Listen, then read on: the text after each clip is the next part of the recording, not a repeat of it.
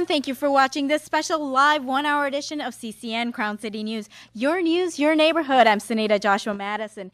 If you turn on the TV, you know it's election season. Both parties say this is one of the most important and clear elections in modern times. So with that, we're bringing you a very special election edition of CCN tonight. We have a panel of guests, both Democrats and Republicans, who join us live in studio to discuss some of the most important domestic, foreign, and local issues that matter to you. They'll give you their opinion on the candidates, propositions, and issues facing you to help you get more informed before making your decision if you haven't made it already. Our guest panelists are speaking from the liberal or Democratic view. We have Maddie Gravel-Briggs. We also have Paul Crabeel. Both of you are part of the Occupy Democracy Pasadena Party. And we also have from the conservative Republican side, we have Shirley Husar and Harris Hall, who are locally active in politics. Thank you all for joining us in studio. We would also love for you to join us in our discussion with questions and comments. You can join us this hour by calling our studio line at 626-794-2116. Well, let's get started now with our election debate and with the videos that have caused a stir at home and internationally. We begin with Mitt Romney's 47% comment. We've all heard about that by now, and when video leaked of Mitt Romney's comments at a conservative fundraiser, there was a very strong reaction, but President Obama did not come out unscathed for the week either. Video has released of him saying he believes in redistribution of wealth so that everyone has a fair shot. So let's ask our panelists. Many have said that the video showing Romney writing off the 47% is a game changer. However, yesterday on 60 Minutes, Romney said he doesn't need to turn his campaign around. So I wanted to ask the panel, what do you think? And I'm going to start with you, Shirley, because you are the urban game changer. So, is this a game change for him? Does he need to change his campaign around, or is he right on track? Is he speaking to his base? He's speaking to America because he's running for the United States of America's president. So absolutely he's on track. I think the key thing when you think about candidates who are running in this country today, social media has a major effect. It changes the game quickly. The change is always going on through technology, through cell phones, through video cameras. They don't even know that's on. So all candidates on both sides have to be conscious of that. Romney's right on track on what he needs to stay on, which is the economy, and that's what really people are concerned about, the loss of jobs, the lack of understanding that expansion of government is killing this country. It's killing California. So is he on track? Absolutely. Are any of us perfect? No, but we definitely speak opinions and ideas that are out there that some agree or disagree with. Well, let me stay with this side a little bit more. I mean, some people say that it shows his lack of understanding of taxpayers still, because many of them still do pay taxes. And looking for government handouts. And Maddie, what do you say to what Paul is saying? Well, I mean, when I saw the footage, I wasn't surprised, but I was pretty nauseated, because I think you cannot even come close to running for a hallowed office such as a president and dismiss essentially half of your electorate. There's just no way. That shows someone who is completely on a different planet economically, emotionally, just cannot even relate to what half of the country is going through. Those people, a lot of them are elderly, yes, a lot of them are disabled, but majority are people that are making so little, they're at the poverty level. That's why they don't pay income taxes. Also because we have things like deductions and things that make it, that counterbalance having to pay income taxes. But they pay for food, they pay sales tax, gas tax, payroll tax. So that it's a bunch of bull, what he said, and I think it was insulting to half the country and to the people that are looking to our president to lead and say, I'm with you while you're struggling with 3 jobs and 3 kids. I think it shows his country club mentality. And to say that he was inelegant is something that you ascribe to your golf swing or something when it's off one day.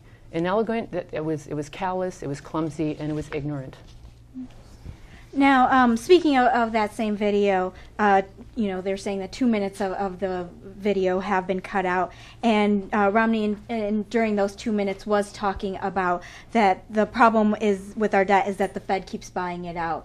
Do you think that those 2 minutes were purposefully left out? Was that Romney trying to reach out to the Ron Paul supporters, and is he going to have any success with that? I was going to ask you, Shirley. I just want to go back to a little bit of what she was saying as far as the economy and the people that don't pay. I want to make it clear that there are thousands of illegal immigrants in this country, and we pay a lot for these people. You talk about state taxes and local taxes. Well, I pay the same thing, but I also pay income taxes. And I'm also registered. And I have a legal Social Security card.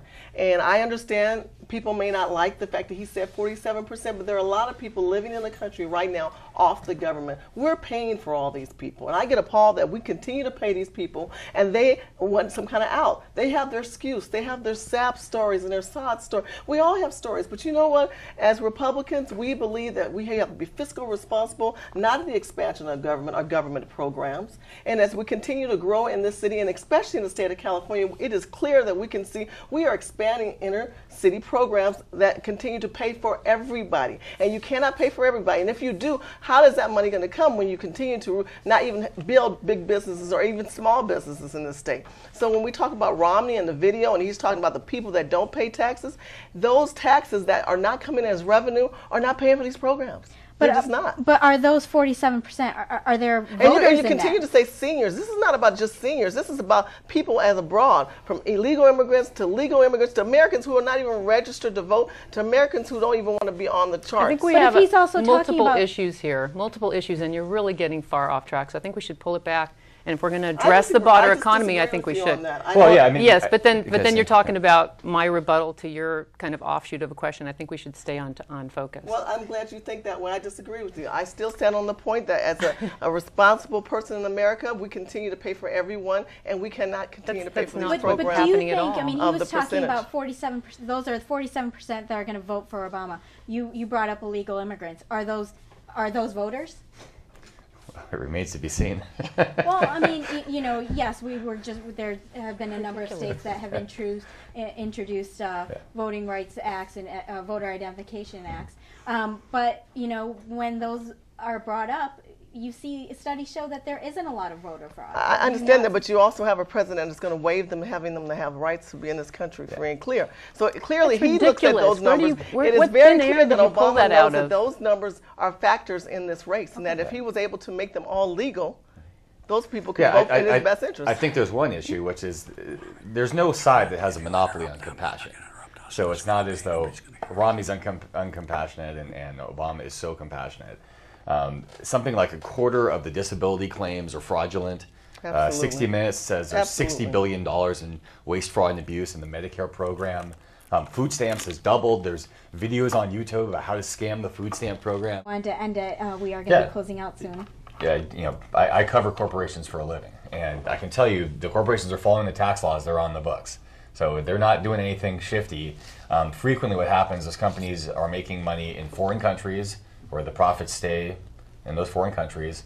As far as our economic problems are not a result of CEOs making a lot of money. I mean, even Obama wants to tax the millionaires and billionaires. That's his big pitch. You'll raise about $80 billion a year. We have a $1.3 trillion deficit. It may feel good for the envy for people on the left that are jealous that the CEO is making a lot of money. That doesn't create jobs. Envy does not create jobs. It has nothing to do with nor envy. penalizing. It's inequity. This is all about inequity, and everyone knows that. It's the essence of what this country was founded on and where it's going. And that's why we were talking earlier about the choice is clear. Because do you want a country where everybody is in it on their own, everybody for themselves, this fear-based rationale that somebody's taking something from me, which just emanates from some of your arguments. It's all about what these others are taking from me, the scapegoated other, this mysterious other. This country was founded on others. We're all others in this, and we're all in it together. And I come from a faith perspective, and I think that you cannot have the inequity that we have in this country and say, oh, well, it's our tax laws. Well, no, I mean, there's the spirit of the law, and there's individuals that go out of their way to manipulate the law. There's companies like Bain Capital who don't pay any corporate taxes. They go out of their way. No, this has nothing to do with penalizing somebody for their success or envying their success. It's called participating. I am my brother's keeper. I need what I need, and we share. They pay their portion. That is no, they don't. Well, let me finish that point. Finish I it off. disagree with you. You talked a little bit about that there is a clear choice. So obviously for you there is a clear choice. It's a moral choice. Okay. What about you, Harris? Is there a clear choice here? It's a clear choice. We can go down the path towards our founding, and I would reject the way she's characterized our founding. We were founded on individual liberty and freedom and free market and property rights. We weren't founded on some collective socialist idea. The other path is towards a European-style welfare state. And you know, we're cradle to grave. Julia takes, you know, every interaction in her day is with government, taking care of her. And we know how that ends up. We can see Greece, we can see Portugal, we can see Spain. It ends up with riots on the street when people suddenly realize that there's no money. Okay. You eventually run out of other people's money. Well, I think there will be a clear choice if, let's say, Romney wins the White House and you know, they take over Congress, Republicans takes over Congress, or vice versa. You know, Obama wins and the Congress is taken over by Democrats. What if there's a balance? What if there's? I think the clear thing we all have to agree on. We know that we have an economy issue.